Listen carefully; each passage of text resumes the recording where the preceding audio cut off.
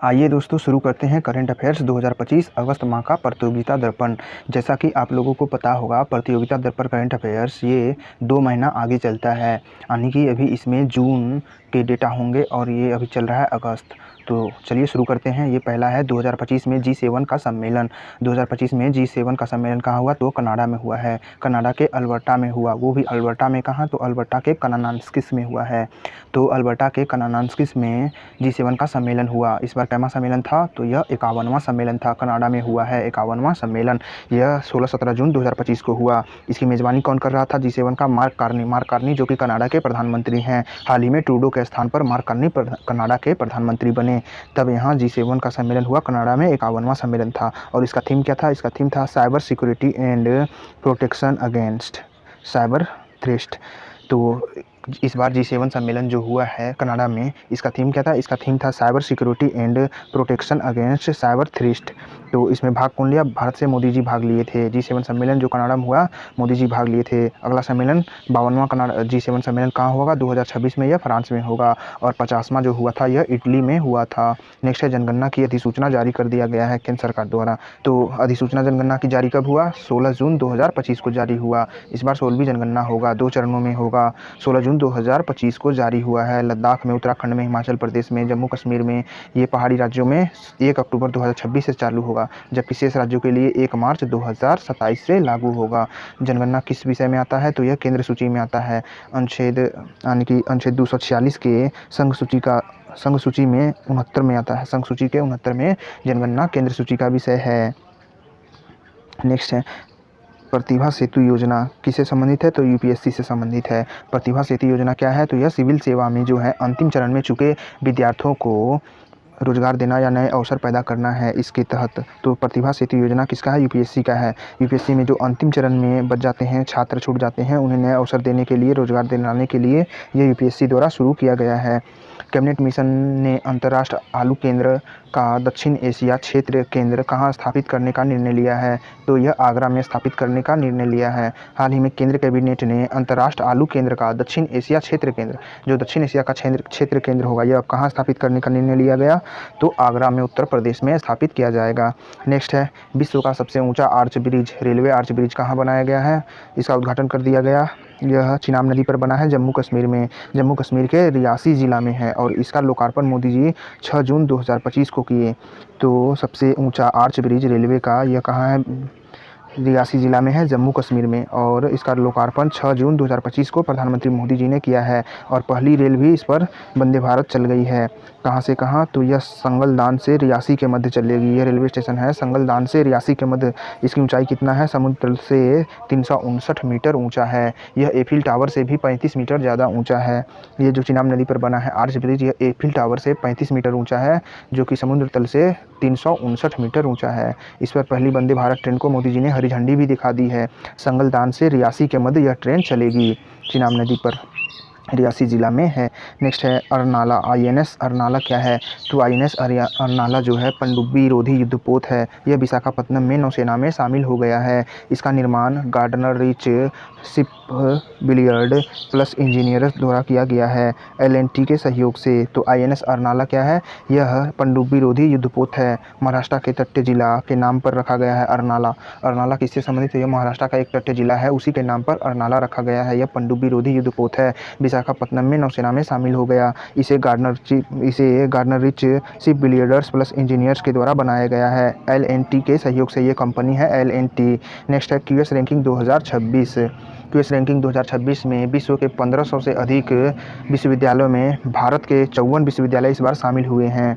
तो 1500 विश्वविद्यालय में भारत के कितने विश्वविद्यालय शामिल हुए? 54 विश्वविद्यालय शामिल हुए हैं क्यूएस रैंकिंग 2026 में। सबसे प्रथम स्थान पर विश्व में कौन है? तो ये MIT है, USA का। दूसरा है इंपेरिकल कॉलेज लंदन का है। और तीसरा है स्टैनफोर्ड विश्वविद्यालय अमेरिका का। तो क्यूएस रैंकिंग 2026 में प्रथम स्थान पर MIT विश्वविद्यालय, दूसरा है इंपेरिकल कॉलेज लंदन का, तीसरा स्टैनफोर्ड विश्वविद्यालय अमेरिका का। जबकि भारत में जो है दिल्ली है पहला स्थान पर 123वां, दूसरा IIT बेंगलुरु है 129वां और IIT मुंबई है 180वां स्थान है। भारत चौथा स्थान पर है। यानी कि क्यूएस रैंकिंग जो जारी हुआ है, विश्वविद्यालयों की संख्या के मामले में भारत चौथा स्थान, 54 विश्वविद्यालय शामिल हुए हैं। सबसे अधिक अमेरिका के विश्वविद्यालय 192 विश्वविद्यालय शामिल, दूसरा यूके के हैं सेकंड स्थान पर, और तीसरा थर्ड स्थान पर है चीन। तो क्यूएस रैंकिंग 2026 में विश्व के 1500 विश्वविद्यालय में भारत के कितने शामिल हुए? 54 विश्वविद्यालय। इस लिहाज से भारत विश्व में चौथा देश है विश्वविद्यालयों की संख्या में, जबकि प्रथम स्थान पर अमेरिका, दूसरा पर यूके और तीसरा स्थान पर चीन है। भारत में प्रथम स्थान पर कौन सा विश्वविद्यालय है? तो दिल्ली विश्वविद्यालय है। यह 123वां स्थान आया है ओवरऑल विश्व में, और भारत में प्रथम स्थान पर। जबकि आईआईटी बेंगलुरु है, यह 129वां स्थान ओवरऑल में, जबकि भारत में ये दूसरा स्थान पर, और आईआईटी बम्बई 180वां स्थान ओवरऑल में विश्व में, जबकि भारत में यह तीसरा स्थान पर है क्यूएस रैंकिंग 2026 में। नेक्स्ट है नाविक सागर परिक्रमा 2। तो नाविक सागर परिक्रमा 2 के तहत दो नौसेना अधिकारी, नौसेना के 2 महिला अधिकारी, एक है रूपा ए और दूसरा है दिलना के, दोनों ने मिलकर पूरी दुनिया का परिक्रमा लगाया, 238 दिनों में लगाया है समुद्र रास्ते से। और इसमें कौन सा जहाज भाग लिया था? आईएनएस तारनी के द्वारा लगाया है इन्होंने। आईएनएस तारनी पर बैठकर इन्होंने यह परिक्रमा पूरा किया है। पहली बार शुरू कब हुआ था? यह गोवा से शुरू हुआ था 2 अक्टूबर 2024 को। तो नाविक सागर परिक्रमा का दूसरा चरण गोवा से शुरू हुआ था 2 अक्टूबर 2024 को, और 238 दिनों के बाद यह पूरा हो चुका है। नेक्स्ट है सबसे बड़ा ताला संग्रहालय कहाँ बनेगा? तो यूपी के अलीगढ़ में बनेगा। घोषणा हुआ है भारत का सबसे बड़ा ताला संग्रहालय कहाँ बनेगा? तो यूपी के अलीगढ़ में बनेगा। नेक्स्ट है एक्सियोम 4 मिशन। एक्सियोम 4 मिशन क्या है? तो यह अंतरिक्ष पर यात्रा से संबंधित मिशन है। हाल ही में नासा का और स्पेस एक्स का यह एक्सियोम मिशन था, जिसके द्वारा 4 अंतरिक्ष यात्री आईएसएस पर गए हैं। तो एक्सियोम 4 मिशन के तहत इंटरनेशनल स्पेस स्टेशन पर 4 अंतरिक्ष यात्री गए हैं। कौन कौन से? पेंगी व्हिटसन अमेरिका के, ये और हैं स्लोवोज उजनावस्की पोलैंड के, और टिबोर कापू ये हंगरी के, और शुभांशु शुक्ला भारत के। इसलिए चर्चा में रहा। शुभांशु शुक्ला भारत के जो हैं ये अंतर्राष्ट्रीय अंतरिक्ष स्टेशन पर जाने वाले पहले भारतीय बन गए हैं, जबकि अंतरिक्ष में सफ़र करने वाले ये दूसरे भारतीय बन गए हैं। जबकि भारतीय मूल की बात करें तो कल्पना चावला भी और सुनीता विलियम भी संबंधित हैं, लेकिन वे भारतीय मूल के नागरिक थे, जबकि भारत में जन्मे ये शुभांशु शुक्ला और राकेश शर्मा ये भारतीय थे पूरी तरह से। तो इस प्रकार से शुभांशु शुक्ला पहले भारतीय बने हैं जो आईएसएस पर, चांद पर अंतरिक्ष यात्री आईएसएस पर गए हैं अंतरिक्ष यात्रा के लिए। स्पेस एक्स का और ये नासा का मिशन था। पेंगी व्हिटसन अमेरिका का, स्लावोज उजनावस्की पोलैंड का, टिबोर काम्पू हंगरी के, और शुभांशु शुक्ला भारत के। शुभांशु शुक्ला भारत के, टिबोर काम्पू हंगरी के, स्लावोज उजनावस्की पोलैंड के, और पेंगी व्हिटसन अमेरिका के। ये 4 अंतरिक्ष यात्री थे। नेक्स्ट है, और इसमें बताया देखिए Shubhanshu Shukla international space station पर जाने वाले पहले भारतीय, जबकि अंतरिक्ष यात्रा पर जाने वाले दूसरे भारतीय बने हैं। राकेश शर्मा गए थे यूएसएसआर के सोयूज टी मिशन के द्वारा गए थे, यानी कि रूस के सोयूज टी मिशन के द्वारा सबसे पहले राकेश शर्मा गए थे 1984 में। उसके बाद गए हैं शुभांशु शुक्ला, और ये पहले भारतीय अंतर्राष्ट्रीय स्टेशन पर जाने वाले बन चुके हैं। आईएसएस जो है यह America, USSR, European union, Japan और कनाडा ने मिलकर चालू किया था। यह नवंबर 2000 ईस्वी से चालू है, और यह 28,000 किलोमीटर प्रति घंटा की रफ्तार से प्रतिदिन पृथ्वी का 16 चक्कर लगा रहा है। तो इंटरनेशनल स्पेस स्टेशन इसको किसने मिलकर चालू किया है? कौन कौन देश मिलकर चालू किए थे? तो इसको अमेरिका, रूस, यूरोपियन यूनियन, जापान और कनाडा, इन 5 समूहों ने मिलकर इसे चालू किया था। नवंबर 2000 से चालू है, और नवंबर 2000 ईस्वी से चालू है, और यह 2800 किलोमीटर प्रति घंटा की रफ्तार से पृथ्वी का प्रतिदिन चक्कर काट रहा है। कितना चक्कर? तो 16 चक्कर काट रहा है। इसलिए शुभांशु शुक्ला ने कहा था कि वहाँ अंतरिक्ष स्टेशन में पहुँचने के बाद कि यहाँ लगभग एक दिन में 16 बार सूर्यास्त और सूर्योदय देख लिए, इसलिए वहाँ 16 चक्कर काटता है। तो एक दिन में वहाँ सूर्यास्त और सूर्योदय 16 बार होता है। तो ऑपरेशन सिंदूर के बाद मोदी जी की पहली विदेश यात्रा। नेक्स्ट है, ऑपरेशन सिंदूर के बाद मोदी जी ने पहली विदेश यात्रा किया है। कहाँ कहाँ किया? तो यह यात्रा विदेश यात्रा जून 2025 में हुआ है। ये साइप्रस की यात्रा, क्रोएशिया की और कनाडा की यात्रा की। कनाडा में तो G7 में भाग लेने गए थे, जबकि साइप्रस गए हैं। साइप्रस का सर्वोच्च नागरिक सम्मान मिला है उन्हें, grand cross of the order of Makarios three मिला है। तो साइप्रस का राजधानी कहाँ है? निकोसिया है। साइप्रस के राष्ट्रपति कौन थे? क्रिस्टोडोलाइडस थे। क्रिस्टोडोलाइडस साइप्रस के राष्ट्रपति थे, और निकोसिया साइप्रस का राजधानी है। मोदी जी को वहाँ का सर्वोच्च सम्मान मिला है, grand cross order of the Makarios three. ये साइप्रस का सर्वोच्च सम्मान है, मोदी जी को मिला है। क्रोएशिया की राजधानी कहाँ है? तो इसका राजधानी जाग्रेब है। किसी भारतीय प्रधानमंत्री की पहली यात्रा हुआ है। यहाँ के राष्ट्रपति हैं जोरान जोरान मिलनोविक हैं। तो क्रोएशिया के राष्ट्रपति कौन है? जोरान मिलनोविक हैं। प्रधानमंत्री मोदी की पहली यात्रा है, किसी भारतीय प्रधानमंत्री की पहली यात्रा क्रोएशिया की हुआ है। क्रोएशिया की राजधानी जाग्रेब है। तो आ सकता है ये राजधानी राष्ट्रपति लेकर आ सकता है, इसलिए चर्चा में था, इसमें बता दिया गया है। नेक्स्ट है दक्षिण कोरिया के नए राष्ट्रपति कौन बन गए हैं? तो ये ली जे म्यूंग बन गए हैं। दक्षिण कोरिया के नए राष्ट्रपति कौन बन गए हैं? ली जे म्यूंग बन गए हैं। अमेरिका के राष्ट्रपति ट्रंप ने 12 देशों के नागरिकों के प्रवेश पर प्रतिबंध लगाया है। तो अमेरिकी राष्ट्रपति ट्रंप ने कितने देशों के नागरिकों पर प्रवेश पर प्रतिबंध लगा दिया? 12 देशों के नागरिकों पर अमेरिका में प्रवेश पर प्रतिबंध लगा दिया गया है। वो 12 देश में कौन कौन से? जैसे Iran, Afghanistan, Yemen, Burma, Somalia, Libya पर आदि पर। तो 12 देश हैं, ईरान, अफगानिस्तान, अमन, बर्मा, सोमालिया, लीबिया आदि देशों पर प्रतिबंध लगाया है, जो अमेरिका में प्रवेश नहीं कर पाएंगे वहाँ के नागरिक हैं। नेक्स्ट है चीन, पाकिस्तान और बांग्लादेश के विदेश मंत्रियों की पहली त्रिपक्षीय बैठक हुआ। कहाँ हुआ? तो यह कनाडा के कुनमिंग शहर में हुआ है। चर्चा में रहा कुनमिंग शहर चीन का।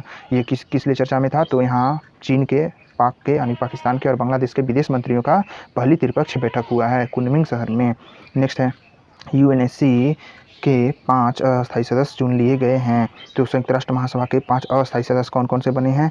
ये बहरीन बना है, कांगो लोकतांत्रिक गणराज्य बना है, कोलंबिया बना है, लाटविया बना है और लाइबेरिया बना है।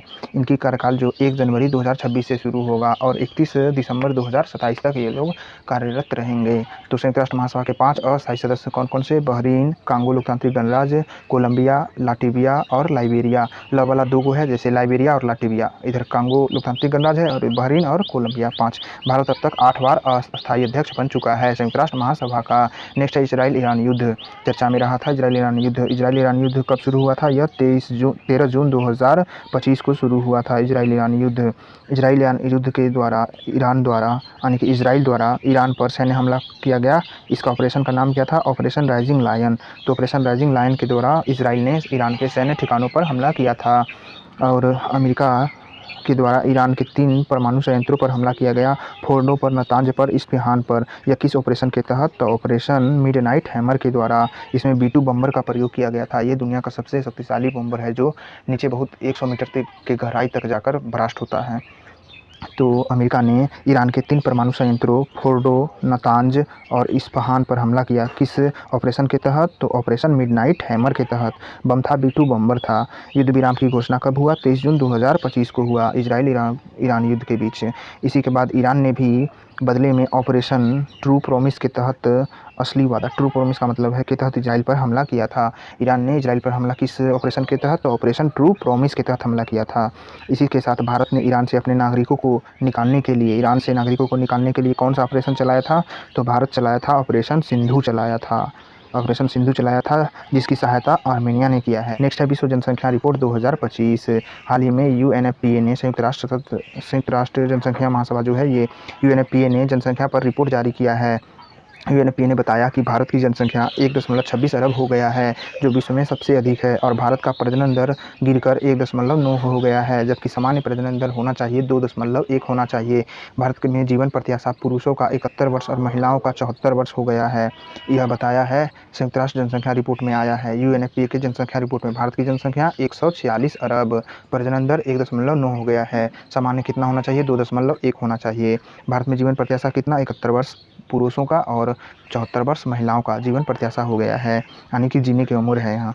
नेक्स्ट है भारत में कितने से कितने आयु वर्ग के उम्र के लोग रहते हैं? तो 15 से 64 वर्ष के सबसे अधिक रहते हैं 68%। भारत की जो कार्यशील आबादी है 15 से 64 वर्ष की, वह 68% है, जबकि बूढ़ी आबादी 7% है। 65 वर्ष से अधिक के 7% ही हैं, जबकि 10 से 19 वर्ष के 17% हैं और 10 से 24 वर्ष के 26%, और बच्चे हैं 0 से 14 वर्ष के 24% हैं।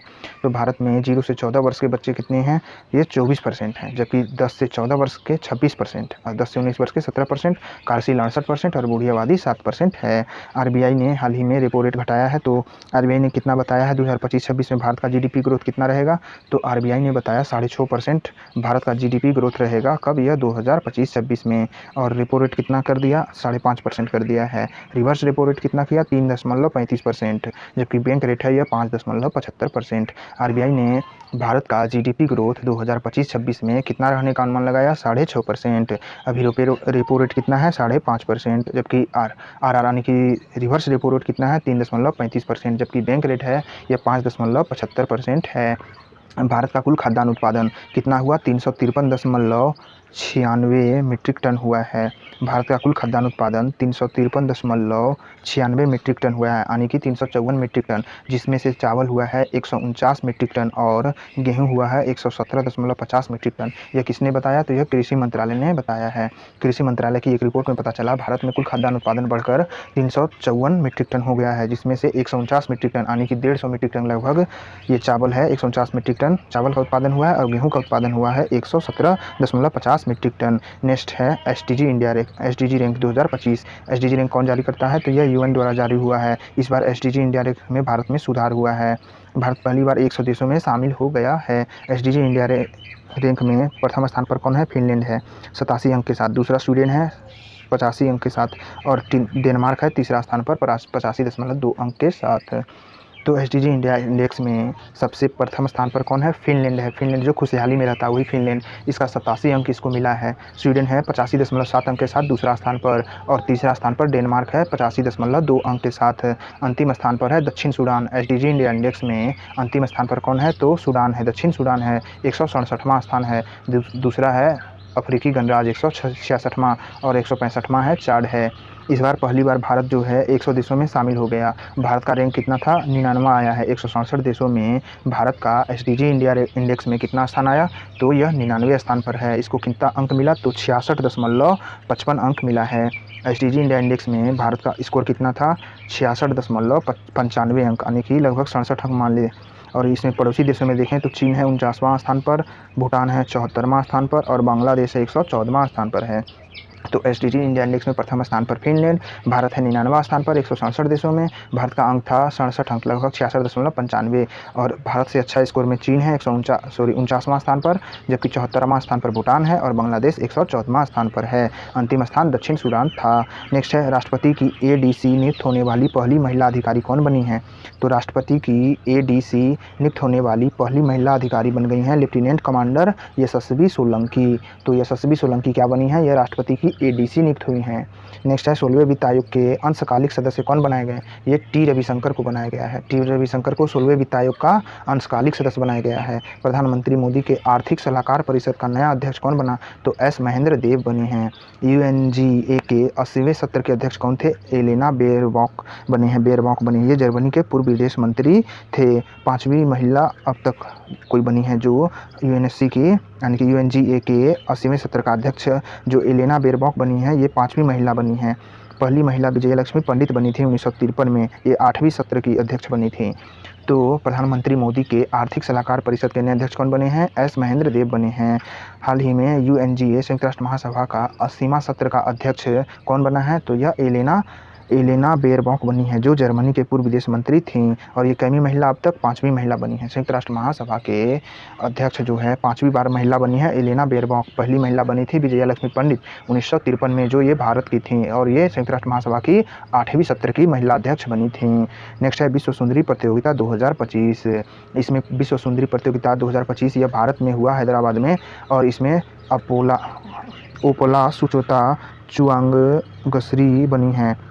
चुआंगश्री तो अपोला सुचाता चुआंगश्री बनी है, विश्व सुंदरी बनी है। यह कहाँ की महिला है? तो थाईलैंड की महिला है। ये पहली महिला बनी है थाईलैंड की, विश्व सुंदरी चुनी गई हैं। इस बार 72वीं हुआ है मिस वर्ल्ड सुंदरी प्रतियोगिता हुआ है। तो विश्व सुंदरी प्रतियोगिता 2025 72वां था। यह कहाँ हुआ? भारत में हुआ। और ओपला सुचाता चुआंगश्री बनी है जो थाईलैंड की पहली महिला हैं, यह बनने वाली विश्व सुंदरी बनने वाली। नेक्स्ट है यूएन का डेग हैमरशोल्ड पुरस्कार मिला है, 2 भारतीयों को मिला है। शांति सैनिकों को 2 भारतीय शांति सैनिकों को लिए मिला है। अमिताभ झा को मिला है और संजय सिंह को मिला है। तो यूएन का डेग हैमरशोल्ड पुरस्कार कितने भारतीय सैनिकों को मिला? शांति सैनिकों को 2 शांति सैनिकों को, संजय सिंह को और अमिताभ झा को मिला है। नेक्स्ट विभिन्न राज्यों के नए नर्सों को राष्ट्रपति ने राष्ट्र फ्लोरेंस नाइटिंगेल पुरस्कार दिया है। तो कितने नर्सों को दिया है? 15 नर्सों को दिया है। राष्ट्रपति द्रौपदी मुर्मू ने राष्ट्रीय फ्लोरेंस नाइटिंगेल पुरस्कार कितने नर्सों को दिया? 15 नर्सों को दिया, सभी राज्यों को हम मिलाकर। नेक्स्ट है राष्ट्रीय सांख्यिकी दिवस 29 जून को मनाया जाता है प्रतिवर्ष। राष्ट्रीय सांख्यिकी दिवस 29 जून को मनाया जाता है। यह कब से घोषित हुआ था? 2007 में घोषित हुआ था। तो राष्ट्रीय सांख्यिकी दिवस क्यों मनाया जाता है? यह पीसी महालनोबिस के जन्मदिन पर मनाया जाता है। इन्हें भारत में सांख्यिकी का जनक कहा जाता है।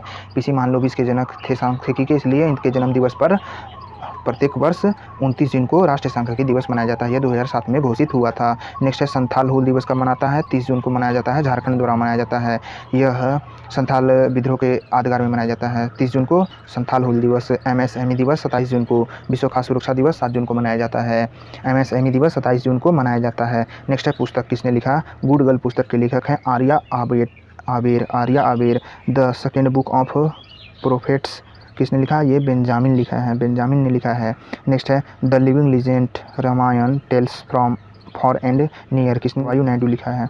तो वायु नायडू द्वारा क्या क्या लिखा गया है? यह the living legend Ramayana tales from far and near किसने लिखा? वायु नायडू ने लिखा है। गुड गर्ल किसने लिखा? तो आर्या आबेर लिखा है। The second book of prophets किसने लिखा? तो बेंजामिन ने लिखा है। नेक्स्ट है अंतर्राष्ट्रीय योग दिवस 2025। वन वर्ल्ड वन हेल्थ इसका इस बार थीम था। 2015 से मनाया जा रहा है। अंतर्राष्ट्रीय योग दिवस 21 जून को मनाया जाता है, 2015 से मनाया जा रहा है और 21 जून इस बार 2025 का थीम था वन अर्थ वन हेल्थ योग दिवस का थीम था। नेक्स्ट है युद्धाभ्यास नोमैडिक एलिफेंट किसके साथ होता है? भारत और मंगोलिया के साथ। ये कहाँ हुआ? तो मंगोलिया में हुआ। मंगोलिया की राजधानी उलान बटोर में हुआ। इस बार 17वां था। तो नोमैडिक एलिफेंट युद्धाभ्यास किसके साथ? भारत और मंगोलिया के साथ। और यह 17वां युद्धाभ्यास था। कहाँ हुआ? तो मंगोलिया के उलान बटोर में। शक्ति युद्धाभ्यास किसके साथ? भारत और फ्रांस के साथ। इस बार 8वां था। यह कहाँ हुआ? तो यह हुआ है फ्रांस में। नेक्स्ट है 26वां एशियाई एथलेटिक्स चैंपियनशिप 2025। एशियाई एथलेटिक्स चैंपियनशिप 26वां था। इस बार कहाँ हुआ था? यह दक्षिण कोरिया में। चीन आया है प्रथम स्थान पर 32 पदक के साथ और भारत सेकेंड स्थान पर 24 पदक के साथ आया है। तो एशियाई एथलेटिक्स चैंपियनशिप में प्रथम स्थान पर चीन था। कितना पदक? 32 पदक जीता है। इसमें वह 19 गोल्ड जीता, 9 सिल्वर जीता और 4 ब्रॉन्ज जीता है। जबकि भारत 24 पदक के साथ दूसरा स्थान पर था। एशियाई एथलेटिक्स चैंपियनशिप में भारत 8 गोल्ड जीता, 10 सिल्वर और 6 ब्रॉन्ज जीता है। Bharat 8 gold, 10 silver, 6 bronze. दक्षिण कोरिया में हुआ 26वां एशियाई एथलेटिक्स चैंपियनशिप। नेक्स्ट है Paris diamond league. Neeraj Chopra first स्थान पर आए हैं पेरिस डायमंड लीग में। दूसरा स्थान पर आए हैं जूलियन वेबर, ये जर्मनी के हैं। तो पेरिस डायमंड लीग में नीरज चोपड़ा जो प्रथम स्थान पर आए और स्वर्ण पदक जीते हैं, इन्होंने कितना मीटर भाला फेंका था? तो 88.16 मीटर भाला फेंका था। पूछा जाएगा पेरिस डायमंड लीग में नीरज चोपड़ा ने कितना मीटर भाला फेंका? तो इन्होंने 88.16 मीटर भाला फेंका था। नेक्स्ट है भारत वॉलीबॉल महासंघ का अध्यक्ष। भारतीय वॉलीबॉल महासंघ का अध्यक्ष कौन बना है? तो वीरेंद्र कंवर बने हैं। आईसीसी के हॉल ऑफ फेम में शामिल होने वाले धोनी कैवें क्रिकेटर हो गए हैं? तो ये 11वें क्रिकेटर हो गए हैं भारतीय क्रिकेटर। आईसीसी के हॉल ऑफ फेम में शामिल होने वाले धोनी कैवें क्रिकेटर हो गए? तो 11वें क्रिकेटर हो गए हैं। भारतीय वॉलीबॉल महासंघ का अध्यक्ष कौन बना? वीरेंद्र कंवर बने हैं। आईसीसी का 3rd विश्व टेस्ट चैंपियंस हाल ही में कहाँ हुआ? तो ये लंदन में हुआ है, लॉर्ड्स लंदन में हुआ है। आईसीसी का 3rd विश्व टेस्ट चैंपियनशिप यानी क्रिकेट का जो विश्व टेस्ट चैंपियनशिप हुआ, जो इसके विजेता दक्षिण अफ्रीका था और उपविजेता ऑस्ट्रेलिया रहा, यह कहाँ हुआ? लंदन के लॉर्ड्स में हुआ है। विजेता बना दक्षिण अफ्रीका, उपविजेता बना ऑस्ट्रेलिया। दक्षिण अफ्रीका पहली बार इस बार जीता, बहुत साल के बाद जीता है विश्व टेस्ट चैंपियनशिप। तो नेक्स्ट है 18वां IPL 2025। इस बार 18वां IPL का विजेता कौन बना? तो RCB बना है। ये RCB का कप्तान कौन था? रजत पाटीदार थे। रजत पाटीदार RCB के कप्तान थे। RCB का मतलब है रॉयल चैलेंजर्स ऑफ बेंगलुरु। इसके कप्तान रजत पाटीदार। जबकि उपविजेता बना है PBKS बना, ये पंजाब का पार्टी है। इसके कप्तान थे श्रेयस अय्यर। दोनों पहली बार फाइनल में खेल रहे थे, RCB और पंजाब के ये PBKS। इसमें ऑरेंज कप किसे मिला है IPL में? तो साई सुदर्शन को मिला है। जिसे ऑरेंज कप दिया जाता है वो ज़्यादा रन बनाता है। जैसे 759 रन बनाए थे साई सुदर्शन। जबकि पर्पल कैप मिला है प्रसिद्ध कृष्णा को मिला है। इन्होंने 25 विकेट लिया था। गुजरात टाइटंस के दोनों खिलाड़ी हैं जिन्हें ऑरेंज कप और पर्पल कप मिला है। पर्पल कप मिला प्रसिद्ध कृष्णा को 25 विकेट के लिए और ऑरेंज कप मिला साई सुदर्शन को 759 रन के लिए। तो नेक्स्ट है स्ट्राइकर ऑफ द सीज़न किसे मिला? वैभव सूर्यवंशी को मिला। राजस्थान रॉयल्स से हैं वैभव सूर्यवंशी, राजस्थान रॉयल्स से खेलते थे। इन्हें मिला है striker of the season. Most value player of the season किसे मिला? तो यह सूर्य कुमार को मिला है, सूर्य कुमार यादव को मिला। ये मुंबई इंडियंस से खेलते थे। तो striker of the season Vaibhav Suryavanshi को राजस्थान रॉयल का और most value player of the season Surya Kumar Yadav को, ये मुंबई इंडियंस से खेलते थे, इन्हें मिला। नेक्स्ट है लोकानवीर दवा को मंजूरी अमेरिका दे दिया है। यह किस संबंधी रोकथाम के लिए है? तो यह HIV रोकथाम के लिए है। तो HIV एड्स के रोकथाम के लिए किस दवा को अमेरिका ने मंजूरी दिया? तो ये है पावीर दवा लेना का पावीर दवा संबंधित है HBI के रोकथाम से अमेरिका ने मंजूरी दिया है। नेक्स्ट है विश्व पर्यावरण दिवस 5 जून को मनाया जाता है। इसका थीम क्या था? इसका थीम था बीट प्लास्टिक प्रदूषण। बीट प्लास्टिक प्रदूषण किसका थीम था? विश्व पर्यावरण दिवस का थीम था। 5 जून को मनाया गया। दक्षिण कोरिया की मेजबानी में आयोजित किया गया विश्व पर्यावरण दिवस। मोदी जी इसमें भाग लिए थे। इसी अवसर पर मोदी जी ने शुरू किया एक पेड़ माँ के नाम अभियान 2.0। विश्व पर्यावरण दिवस के अवसर पर मोदी जी ने कौन सा अभियान शुरू किया? एक पेड़ माँ के नाम 2.0। इसका लक्ष्य क्या है? तो 5 जून से शुरू हुआ है, 30 सितंबर 2025 तक 10 करोड़ पेड़ लगाने का लक्ष्य है। तो एक पेड़ माँ के अभियान नाम 2.0 का लक्ष्य कितना है पेड़ लगाना? तो ये 10 करोड़ पेड़ लगाना लक्ष्य है। ये 5 जून से 30 सितंबर 2025 तक चलेगा। नेक्स्ट है ई वोटिंग। ई वोटिंग करने वाला बिहार पहला राज्य बन गया। यहाँ शहरी निकाय चुनाव में हुआ था, पंचायती चुनाव जो होता है शहरी निकाय, इसमें बिहार वोटिंग करने वाला पहला राज्य बन गया है। मोबाइल आधारित ऐप के आधार पर हुआ है। 2 मोबाइल ऐप थे इसमें, एक था ई वोटिंग SECBHR, ये सीडेक पुणे द्वारा बनाया गया था, और दूसरा था बिहार राज्य चुनाव आयोग का ऐप था। ई वोटिंग करने वाला बिहार पहला राज्य बन गया। इसमें 2 मोबाइल ऐप थे, एक था ई वोटिंग SECBHR, ये सीडेक पुणे द्वारा बनाया गया, और बिहार राज्य का चुनाव आयोग का खुद का एक ऐप था। 2 ऐप हो गया। वोटर पहली बनी है विभा कुमारी, ये पूर्वी चंपारण की थी, जबकि पुरुष में वोटर पहला था मुन्ना कुमार था। नेक्स्ट है फ्रेंच ओपन 2025। फ्रेंच ओपन 2025 का पुरुष खिताब किसने जीता? पुरुष एकल का कार्लोस अल्काराज जीता, जो स्पेन के हैं। उपविजेता बने हैं यानिक सिनर, जो इटली के हैं, जबकि महिला बनी है कोको गॉफ विजेता बनी हैं। महिला में जो कोको गॉफ अमेरिका की हैं, और उपविजेता आर्लेना सवालेंका बनी है, जो बेलारूस की हैं। तो फ्रेंच ओपन 2025 का खिताब किसने जीता है? यह कार्लोस अल्काराज जीता है। पुरुष एकल में कार्लोस अल्काराज, वही जो स्पेन के हैं, और उपविजेता यानिक सिनर, जो इटली के हैं, जबकि महिला एकल विजेता कोको गॉफ अमेरिका की हैं। फ्रेंच ओपन महिला एकल विजेता कोको गॉफ अमेरिका की, और उपविजेता आर्याना सवालेंका, जो बेलारूस की हैं। नेक्स्ट है वैश्विक सूखा परिदृश्य 2025 रिपोर्ट किसने जारी किया? तो यह OECD द्वारा जारी किया गया है। विश्व वैश्विक सूखा परिदृश्य रिपोर्ट जारी किया गया है। इसमें पृथ्वी का 40% हिस्सा तेज़ी से सूख रहा है बताया गया है। तो OECD द्वारा जारी किया गया वैश्विक सूखा परिदृश्य रिपोर्ट 2025 में पृथ्वी का कितना % हिस्सा तेज़ी से सूख रहा है? तो 40% हिस्सा तेज़ी से सूख रहा है। हाल ही में भारत का तेंदुआ राजधानी किसे घोषित किया गया? भारत की तेंदुए की राजधानी बेंगलुरु के घोषित किया गया है। भारत में तेंदुओं की कितनी आबादी है? तो 13,874 आबादी है। इसी को देखते हुए भारत की तेंदुआ राजधानी बेंगलुरु को घोषित किया गया है, जबकि तेंदुआ मध्य प्रदेश में ज़्यादा पाए जाते हैं। भारत में तेंदुआ 13,874 हैं। IBCA यानी कि इंटरनेशनल बिग कैट अलायंस का गठन कब हुआ था? यह मार्च 2024 में गठित हुआ था। इसका उद्देश्य क्या था? यह 7 बड़ी बिल्लियों की संरक्षण करना इसका उद्देश्य था। इंटरनेशनल बिग कैट अलायंस का शुरुआत मार्च 2024 में हुआ, जिसका उद्देश्य था 7 बड़ी बिल्लियों की रक्षा करना, जैसे शेर, बाघ, तेंदुआ, हिम तेंदुआ, चीता, जगुआर, प्यूमा, इन सभी का संरक्षण करना। पहली बैठक इसका जून में हुआ 2025 में, 16 जून 2025 को नई दिल्ली में ही हुआ है, जिसके अध्यक्ष थे भूपेंद्र यादव। तो इंटरनेशनल बिग कैट अलायंस का अध्यक्षता किसने किया? भूपेंद्र यादव। कहाँ बैठक हुआ? पहली बैठक नई दिल्ली में हुआ 16 जून 2025 को, और इंटरनेशनल बिग कैट अलायंस का गठन हुआ था 2024 में। इसका उद्देश्य है 7 बड़ी बिल्लियों की संरक्षण करना। नेक्स्ट है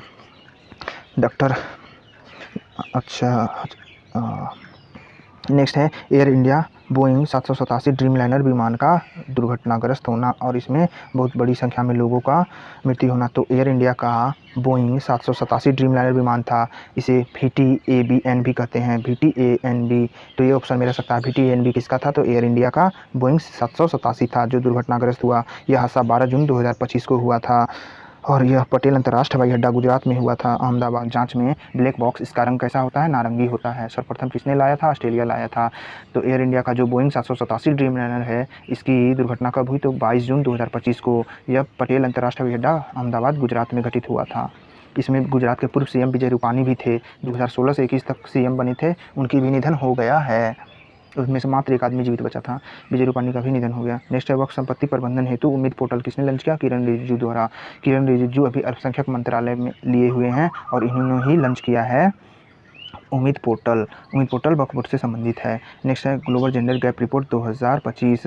इस बार ग्लोबल जेंडर गैप रिपोर्ट 19वां रिपोर्ट था। भारत का स्थान 131वां आया है 138 देशों में। कि कौन जारी करता है? Global gender gap report WEF जारी करता है, यानी कि वर्ल्ड इकोनॉमिक फोरम WEF द्वारा ग्लोबल जेंडर गैप रिपोर्ट जारी किया जाता है। इसमें प्रथम स्थान पर आइसलैंड था, दूसरा स्थान पर फिनलैंड था। प्रथम स्थान पर आइसलैंड, दूसरा स्थान पर फिनलैंड। भारत का 131वां स्थान था ग्लोबल जेंडर गैप रिपोर्ट में 148 देशों में। नेक्स्ट है देश के स्थानों की सटीक पहचान के लिए नई डिजिटल पता प्रणाली शुरू किया गया है। उसका नाम क्या है?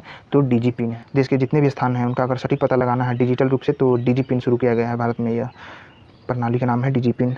तो ये था 2025 अगस्त प्रतियोगिता दर्पण का करंट अफेयर्स। धन्यवाद दोस्तों।